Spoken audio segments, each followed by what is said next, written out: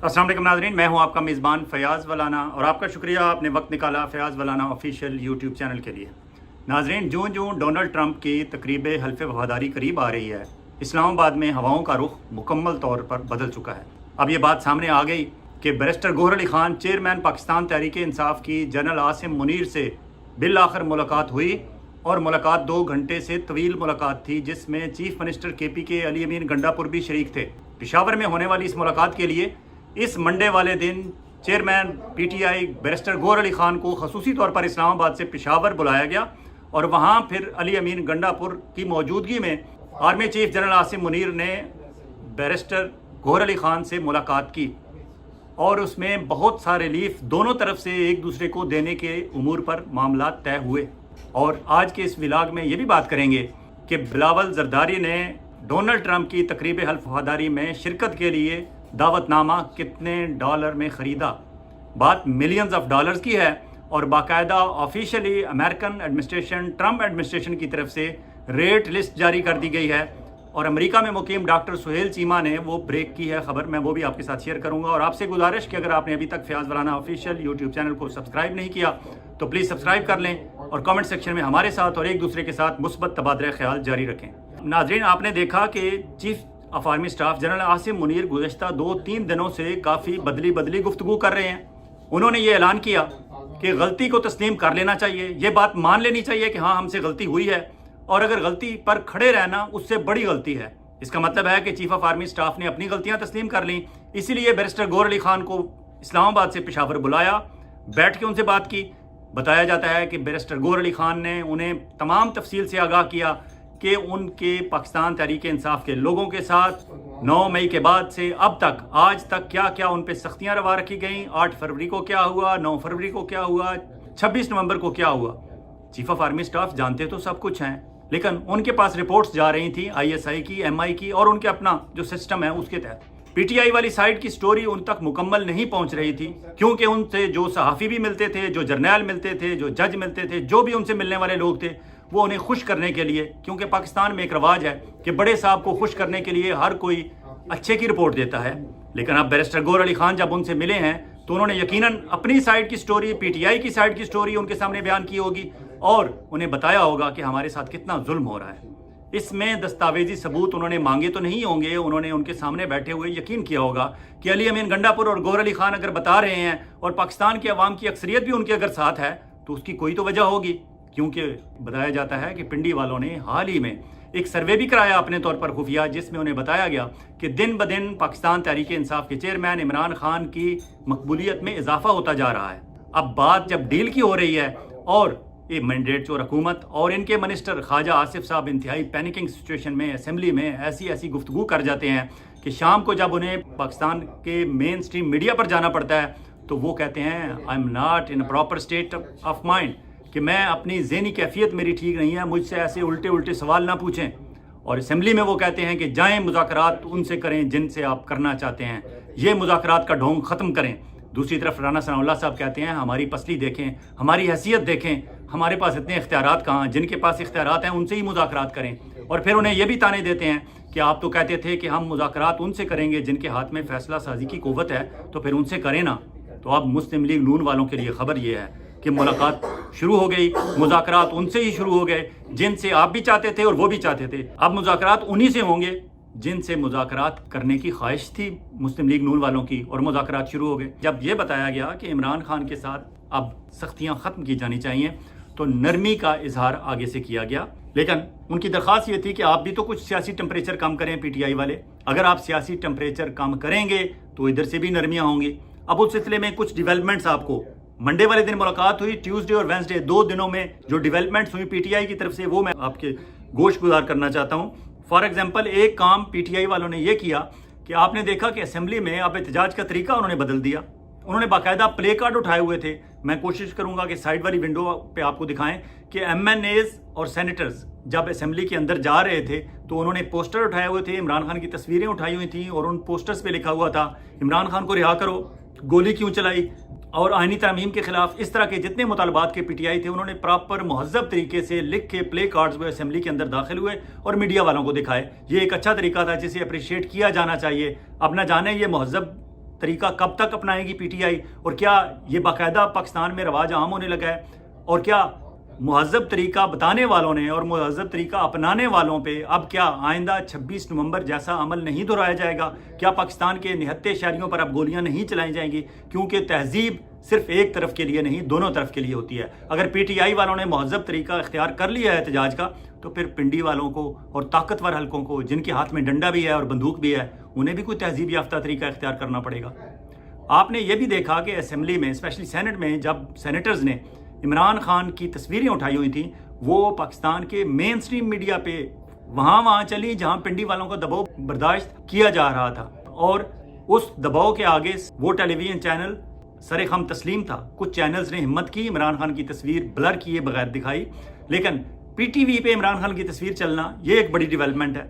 اس کا مطلب ہے وزارت اطلاعات اور پی ٹی وی مینڈیٹس اور حکومت کے قبضے میں نہیں ہے، پنڈی والوں کے قبضے میں ہے۔ دوسرا، آپ نے دیکھا کہ باقاعدہ پی ٹی آئی نے مہم شروع کر دی ہے ممبر سازی کی، اور اس کا چیئرمین انہوں نے عارف علوی جیسے ایک معتدل مزاج بندے کو بنایا ہے، اور اس میں جو لوگ شامل کیے ہیں، جبران الیاس ہیں، مونس سلائی ہیں، یہ اوورسیز ہیں، اور یہاں انہیں انٹرنیٹ کی سہولت بھی حاصل ہے، اور یہاں سے بیٹھ کے وہ بہتر پلاننگ بھی کر سکتے ہیں، اور آن گراؤنڈ پاکستان سے بھی انہوں نے لوگ شامل کیے ہیں اس کمیٹی میں۔ اس کا مطلب ہے کہ پی ٹی آئی نے ممبر سازی کی طرف قدم بڑھا دیے ہیں، اور انہیں کوئی نہ کوئی کہیں سے اشارہ مل گیا ہے کہ الیکشن آنے والے ہیں، ابھی آئیں، 4 مہینے بعد آئیں یا 6 مہینے بعد آئیں۔ پھر اب سوشل میڈیا پہ اگر پی ٹی آئی ذمہ داری شو کرتی ہے، تو پھر آپ مان جائیں کہ پشاور میں ہونے والے مذاکرات کا مزید اب آگے بھی دور ہوں گے۔ دوسری طرف بتایا جاتا ہے کہ سیاسی ٹمپریچر اگر پی ٹی آئی والے کم کرنا چاہتے ہیں، تو پھر پنڈی والے کیا کریں گے؟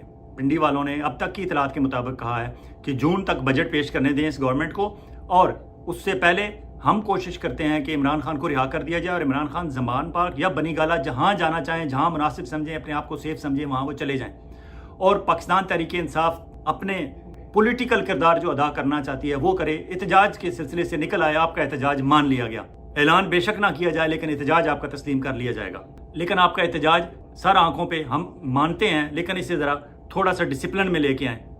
اور پھر فریش الیکشن کی شنید دی گئی، انہیں بتایا گیا کہ فریش الیکشن کی طرف ہی ہم جائیں گے، کیونکہ فارم 45 47 والا معاملہ اگر کھولا جائے، ایک تو اس میں ٹائم بہت لگے گا، الیکشن ٹریبونل میں یہ حکومت ڈریگ کرے گی معاملات کو، دوسرا اس میں پھر الزام آئے گا کہ یہ ساری دھاندلی ہوئی کیسے، اور وہ پنڈی والے کبھی نہیں چاہیں گے کہ ان پر الزام آئے، اس لیے جائیں گے فریش الیکشن کی طرف۔ جون میں بجٹ پیش ہونا ہے، جون کے پہلے ہفتے میں، تو یہ جون کے بجٹ پیش ہونے کے بعد، جولائی کی گرمی گزارنے کے بعد، اگست سپٹمبر میں کہیں صورتحال اس طرح بن رہی ہے کہ الیکشن شاید اگست سپٹمبر میں ہوں، لیکن اس کے لیے جون کے فوری بعد یہ حکومت ختم کرنی پڑے گی، نیا کیئر ٹیکر سیٹ اپ لانا پڑے گا، یہ ساری چیزیں آئندہ آنے والی ان کی ملاقاتوں میں طے ہوں گی۔ اب بیرسٹر گوہر علی خان کو شام کو ہی جیو والوں نے پکڑ لیا، اور انہوں نے ان سے پوچھا کہ آپ کی ملاقات ہوئی ہے۔ بیرسٹر گوہر علی خان نے، کیونکہ اب وہ کافی ماہر ہو چکے ہیں، انہوں نے بالکل قطعاً انکار نہیں کیا کہ میری ملاقات نہیں ہوئی، انہوں نے یہ کہا ہے کہ مذاکرات کا سلسلہ تو چلتا رہتا ہے، رابطے تو رہتے ہیں، بات چیت تو ہوتی رہتی ہے، اور بات چیت ہونی چاہیے۔ مزید آرمی والے فیور کیا دے سکتے ہیں یہاں پی ٹی آئی کو؟ میرے خیال میں سب سے بڑی فیور ان کی یہ ہوگی کہ ہم مسلم لیگ نون کے قائدین کو ان کو بھاگنے نہیں دیں گے۔ اور آپ نے دیکھا میاں نواز شریف کو اپنے پوتے کی شادی لندن سے لاہور منتقل کرنا پڑی کیونکہ پنڈی والوں نے اجازت نہیں دی تھی۔ اب یقین مانیں اگر یہ چینج آنے ہیں، رجیم دوبارہ چینج ہونا ہے، حکومت جانی ہے، اس حکومت کو مجبور کیا جانا ہے استعفے دینے پہ، اور کیئر ٹیکر سیٹ اپ آنا ہے، نیا الیکشن ہونا ہے، جو بھی صورت بننی ہے، اس میں مسلم لیگ نون کے مین لیڈرز کو بھاگنے نہیں دیا جائے گا۔ یہ ان کی مہربانی ہوگی پی ٹی آئی کے ساتھ، عمران خان کے ساتھ، اور اس کے بعد عمران خان چاہے اور عمران خان کی حکومت چاہے تو انہیں معاف کر دے، لیکن پاک فوج یہ مہربانی کرے گی پی ٹی آئی کے ساتھ کہ ٹھیک ہے ہم نے آپ کے ساتھ سختیاں کی، لیکن ہم نے آپ کے مجرمان کو بھاگنے بھی نہیں دیا۔ یہ ایک ممکن صورت ہے، اور یہ آپ دیکھیں گے کہ یہ ہوگا آنے والے دنوں میں۔ البتہ مریم نواز، چونکہ مسلم لیگ نون میاں نواز شریف صاحب کی ایک ہی خواہش ہے کہ میری بیٹی آگے اقتدار سنبھالے مسلم لیگ نون کا، تو مسلم لیگ نون کی قیادت سنبھالنے کے لیے مریم نواز کے لیے راستہ کھلا رکھا جائے گا، کیونکہ وہ پنڈی والوں کی اب تک کی اطلاعات کے مطابق، نجم سیٹھی جو ترجمان ہیں مسلم لیگ نون کے، ان کے مطابق، ترجمان بتائے جاتے ہیں، ان کے مطابق مریم نواز نے شہباز شریف سے بڑھ کر پنڈی والوں کی خدمت شروع کر دی ہے، اس لیے مریم نواز پنڈی والوں کی گڈ بکس میں ہے۔ اور پھر پاکستان میں اپوزیشن کا کردار کسی نے تو ادا کرنا ہے آنے والے دنوں میں، اس لیے مریم کے لیے سیاسی راستہ صاف رکھا جائے گا۔ بلاول کے لیے کہا جائے گا کہ آپ ہمت ہے جتنی تم کر لو اگر آپ سیاست میں زندہ رہنا چاہتے ہو تو، اس لیے بلاول اور مریم سسٹم میں ان رہیں گے، لیکن پی ٹی آئی کا اب توتی بول رہا ہے، اس کا عمران خان کا جادو سر چڑھ کر بول رہا ہے، جسے پنڈی والوں نے بالآخر تسلیم کر لیا ہے۔ دوسرا، گزشتہ روز بنگلہ دیش کے آرمی چیف جنرل قمر الحسن نے بھی ہمارے آرمی چیف عاصم منیر سے ملاقات کی. یقیناً انہوں نے بھی پوچھا ہوگا کہ ہاں وہاں کیا ہوا شیخ حسینہ واجد کا اور سارا معاملہ. تو فرسٹ ہینڈ انفارمیشن ملی ہوگی, تو اس سے بھی کچھ تھوڑے ہماری ملٹری اسٹیبلشمنٹ کا دماغ اپنی ٹھکانے پہ آیا ہوگا کہ پبلک جب بڑے بڑے ایوانوں پر چڑھ دوڑتی ہے, ارادہ کر لے, تو اس کے بعد پھر بھاگنے کے علاوہ کوئی راستہ نہیں ہوتا. تو شاید جنرل قمر الحسن کی ملاقات جنرل عاصم منیر کی اس سلسلے میں وہ بھی فائدہ مند ثابت ہوئی ہوگی. دوسری طرف عمران خان نے گزشتہ روز اپنے بیان میں کیا کہا, وہ بھی میں چاہوں گا کہ اس کو ملایا جائے کہ جنرل عاصم منیر کیا سوچ رہے ہیں اور بیرسٹر گور علی خان اور علی امین گنڈا پور کے ذریعے انہوں نے عمران خان کے لیے میسج کیا کنوے کیا اور کیا اس میں ڈیولپمنٹس ہو رہی ہیں. عمران خان کا بھی تازہ ترین میسج دیکھا جائے. عمران خان کہتے ہیں میں واضح کر دوں کہ میں کسی قسم کی کوئی ڈیل نہیں کروں گا, چاہے یہ جو بھی حربے استعمال کر لیں. میں کوئی نواز شریف نہیں ہوں جس نے اپنے اربوں کی کرپشن کیسز معاف کروانے ہیں. میرا جینا مرنا پاکستان میں ہی ہے اور میں اپنی قوم کے لیے ہمیشہ کھڑا رہوں گا. پاکستان میں سیاسی قیدیوں سے بدترین سلوک جاری ہے. ملٹری تحویل میں ہمارے کارکنان کو سخت ذہنی اور جسمانی تشدد کا نشانہ بنایا گیا ہے. میرے ساتھ بھی بدترین سلوک کیا گیا ہے. سمیع وزیر سمیت دیگر کئی کارکنان پر بہیمانہ تشدد کیا گیا ہے. ہم انسانی حقوق کی تنظیموں سے مطالبہ کرتے ہیں پاکستان میں ہونے والی اس قانون اور انسانی حقوق کی پامالی پر ایکشن لیں. ہم اس حوالے سے supreme court, Lahore high court اور اسلام آباد ہائی کورٹ درخواست دے چکے ہیں, مگر کہیں ہماری سنوائی نہیں. ہمارے پاس بین الاقوامی فورمز پر آواز بلند کرنے کے سوا کوئی راستہ موجود نہیں ہے. اس حوالے سے میں عالمی انسانی حقوق کے اداروں کو ایک خط بھی لکھوں گا تاکہ ان بے قصور شہریوں کی سنوائی ہو. میرا اوورسیز پاکستانیوں سے بھی مطالبہ ہے کہ اس حوالے سے اپنی آواز بلند کریں. ملک میں تحریک انصاف کو کچلتے پورے نظام کو ہی رون دیا گیا ہے. آگے وہ کہتے ہیں پاکستان معاشی بحران میں دب چکا ہے اور جب تک عوامی اعتماد کی حامل حکومت نہ لائی گئی اس مسئلے کا کوئی حل ممکن نہیں.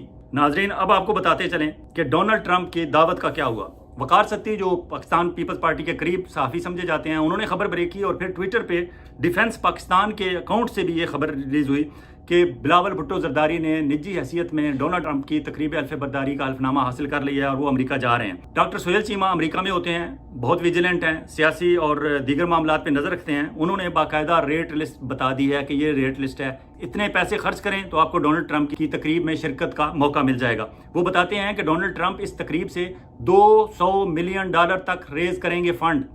اس کی باقاعدہ اناگرل کمیٹی کے پیکیجز ہیں جس میں بتایا جاتا ہے کہ donations for access to exclusive inaugural events, private dinners, balls and premium seatings range widely.